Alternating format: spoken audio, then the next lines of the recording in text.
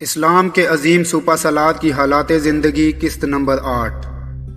بسم اللہ الرحمن الرحیم۔ السلام علیکم۔ اس میں کوئی شبہ نہیں کہ حضرت خالد رضی اللہ عنہ جیسا بہترین گھڑ سوار سالار دنیا کی تاریخ میں پیدا نہیں ہوا۔ وہ جس طرح گھڑ سوار دستے کو جنگ میں استعمال کرتے تھے، اس سے پہلے کبھی ان کا ایسا استعمال نہیں کیا گیا۔ وہ دشمن کے گھڑ سوار دستوں کو الجھائے رکھتے۔ عموماً دشمن کے پاس بھاری گھڑ سوار دستے ہوتے، جبکہ مسلمانوں کے پاس ہلکا گھڑ سوار دستہ ہوتا تھا۔ وہ دشمن کے گھڑ سوار دستوں کو الجھا کر اپنے گھڑ سوار دستے کا ایک حصہ اس لڑائی سے نکال کر دشمن کے پیادہ دستے پر کاری ضرب لگاتے ہوئے اسے پیچھے دھکیل دیتے۔ پھر دوبارہ یہاں سے پیچھے ہٹ کر ایک مرتبہ پھر دشمن کے گھڑ سوار دستوں کے خلاف حملہ آور ہوتے۔ جس طریقے سے خالد رضی اللہ عنہ گھڑ سوار دستے کے ذریعے مخالف فوج پر پہلو کی جانب سے حملہ آور ہوتے اور جھپٹتے پلٹتے، یہ اس وقت کی حربی حکمت عملی میں ایک نیا اضافہ تھا۔ یہ ایک ایسی جنگی و حربی چال تھی کہ جو دنیا نے اس سے پہلے کبھی نہیں دیکھی تھی۔ حضرت خالد رضی اللہ عنہ کی واضح کردہ اس جنگی تکنیک کو جدید دور میں جرمن افواج نے بھی جنگ عظیم دوئم میں افریقہ کے محاذ پر نہایت کامیابی کے ساتھ استعمال کیا۔ اس میں کوئی شبہ نہیں کہ حضرت خالد رضی اللہ عنہ دنیا کے عظیم ترین سپہ سالار تھے، مگر اس میں بھی کوئی شبہ نہیں کہ حضرت خالد رضی اللہ عنہ خود اس بات کا اقرار کرتے ہیں کہ ان کی کامیابیوں کا راز اس نور اور فیض میں ہے کہ جو ان کو حضور صلی اللہ علیہ وآلہ وسلم کی طرف سے نصیب ہوا ہے۔ وہ ایمان کی حد تک حضور صلی اللہ علیہ وآلہ وسلم کے بال مبارک اپنے وجود سے لگا کر رکھتے تھے، اور پھر سیدی رسول صلی اللہ علیہ وآلہ وسلم کی طرف سے ان کو سیف اللہ کا لقب بذات خود اس بات کی ضمانت تھا کہ اب دنیا کی کوئی طاقت اللہ کی تلوار کو شکست نہیں دے سکتی۔ کوئی تو وجہ ہے کہ عراق و شام کی فتح کا کام خالد رضی اللہ عنہ سے لیا گیا۔ اجنادین کی جنگ کے بعد مسلمان اب اس قابل ہو گئے تھے کہ پورے شام کے مختلف علاقوں میں پھیلیں اور براہ راست دشمن کے مقابلے پر آئیں۔ اجنادین کی شکست رومیوں کے لیے ایک بہت بڑی شکست تھی، لیکن اب بھی بڑے بڑے شہر یعنی دمشق، بیت المقدس وغیرہ ان کے پاس تھے، اور وہاں بھی ان کی بڑی بڑی چھاونیاں موجود تھیں۔ لیکن خالد رضی اللہ عنہ کے ہاتھوں اپنی فوجوں کے قتل عام سے ان کی آنکھیں کھل گئیں۔ انہوں نے پہلی مرتبہ اس شکست کو انتہائی سنجیدگی سے لیا۔ انہوں نے اپنی پوری سلطنت سے فوجیں بلانا شروع کر دیں۔ آرمینیا کا بادشاہ بہان خود اپنی فوج لے کر پہنچا۔ پورے یورپ اور یوگوسلاویہ سے فوجیں آئیں، اور خود ہرکل یعنی ہرکولیس اپنے لشکر جرار کے ساتھ وہاں موجود تھا۔ اب انہوں نے مل کر ایک اور بڑی جنگ کی بھرپور تیاریاں شروع کر دیں۔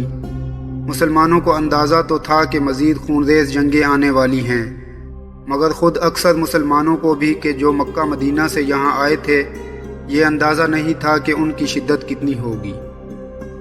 اگر ہم ان تمام مہمات کا ایک جامع تجزیہ کریں کہ جو اس زمانے میں مسلمانوں کو فارسی اور رومی سلطنتوں کے خلاف درپیش آئیں، مسلمان اور رومی بازنطینی افواج کی عسکری چالوں اور جنگی منصوبہ بندی پر نظر ڈالیں، تو ہم ان سب تجزیات میں ایک بہت اہم پہلو کو بھی موضوع بحث بنانا چاہیں گے کہ جس کی تاریخ شہادت دیتی ہے۔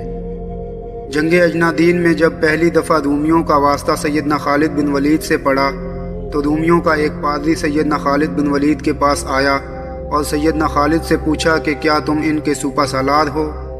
خالد رضی اللہ عنہ نے فرمایا کہ میں اس وقت تک ان کا سپہ سالار ہوں کہ جب تک میں اللہ اور اس کے رسول صلی اللہ علیہ وآلہ وسلم کی اطاعت کرتا رہوں گا، اور جب میں حکم عدولی کروں گا پھر یہ نہ میری عزت کریں گے اور نہ میں ان کا سپہ سالار رہوں گا۔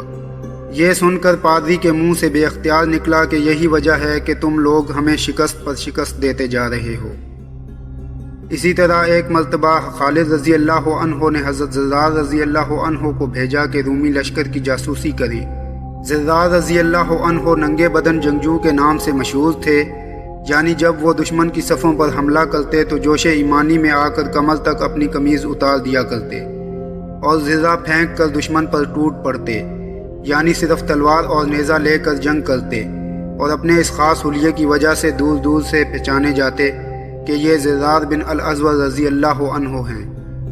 وہ فطرتاً ایک دلیر اور جانباز جنگجو تھے۔ جب زرار رضی اللہ عنہ کو جاسوسی کے لیے بھیجا گیا तो वो रूमी लश्कर के इतने करीब चले गए कि बिल्कुल रूमियों के सामने खड़ा होकर उनका जायज़ा लेना शुरू कर दिया। रूमियों ने उनके मुकाबले पर 30 मजबूत सिपाही रवाना किए कि उनको गिरफ्तार करके लाओ। हज़रत ज़िरार रज़ी अल्लाह अन्हु पहले तो अपने घोड़े को आहिस्ता आहिस्ता दुल की चाल दौड़ाते रहे। जब रूमी अपने कैंप से दूर आ गए तो फिर ज़िरार रज़ी अल्लाह अन्हु ने पलट कर उन पर हमला कर दिया। आनन फानन 30 में से 19 रूमियों को ज़िरार रज़ी अल्लाह अन्हु ने मौका पर ही मार गिराया, जबकि बाकी दहशत ज़दा होकर भाग खड़े हुए। अब सही मायनों में रूमी लश्कर पर मुसलमानों की दहशत तारी हो चुकी थी और रूमी लश्कर में भी ये अफवाहें ज़ोर पकड़ने लगी कि कोई गैर मरूई ताकतें और रूहानी क़ुव्वतें मुसलमानों के साथ हैं। रूमी जर्नैल ने भी अपना एक जासूस खालिद रज़ी अल्लाह अन्हु के लश्कर में भेजा। वो शख्स मुसलमानों के साथ आसानी से घुल मिल गया क्योंकि वो एक अरब ईसाई था।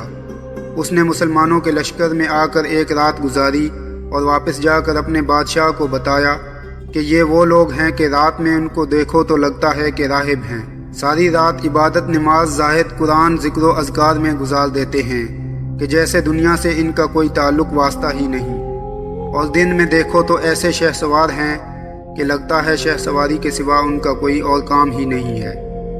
ये ऐसे लोग हैं कि अगर इनका बादशाह का बेटा भी कोई चोरी करे तो वो उसका भी हाथ काट दें, और अगर बादशाह वक्त खुद कोई गुमराही या बदकारी करे तो उसको भी संसार कर दें। यह मुसलमान फ़ौज के किरदार के हवाले से इतनी बड़ी गवाही थी कि जो तारीख़ में हमेशा के लिए ज़ब्त कर दी गई। अगर आपको वीडियो पसंद आई है तो हौसला अफजाई के लिए लाइक करें, चैनल को सब्सक्राइब करके बेल आइकन का बटन दबा दें ताकि नई आने वाली वीडियोस बर वक्त आप तक पहुंचती रहें।